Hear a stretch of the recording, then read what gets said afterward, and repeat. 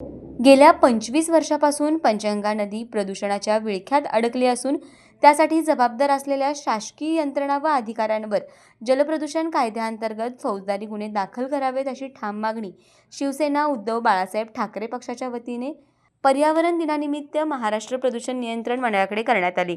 प्रादेशिक अधिकारी निखिल खरत यांना दिलेल्या निवेदनातून कोल्हापूर महानगरपालिका, जिल्हा परिषद, इचलकरंजीतील प्रोसेस आणि साखर कारखान्यामुळे पंचगंगा नदीचे प्रदूषण वाढत असल्याचा आरोप करण्यात आला।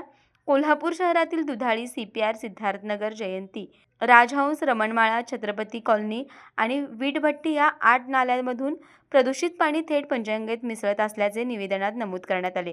शहरातील 4 MLD क्षमतेचे सांडपाणी प्रक्रिया प्रकल्प बंद असून 6 MLDचा प्रकल्प अद्यापही सुरू झाला नसल्याने नदी प्रदूषणाची समस्या अधिक गंभीर बनल्याचा आरोप करण्यात आला।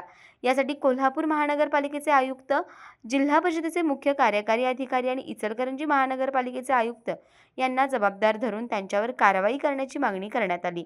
तसेच पंचगंगा नदीबाबत महाराष्ट्र शासनाने नव्याने श्वेतपत्रिका जाहीर करावी, अतिरिक्त सांडपाणी प्रक्रिया केंद्रांना मंजुरी देऊन ती तातडीने कार्यान्वित करावीत, तसेच 8ही नाल्यातील प्रदूषित पाण्याचे नमुने घेऊन दोषींवर कठोर कारवाई करावी अशी मागणी निवेदनाद्वारे करण्यात आली।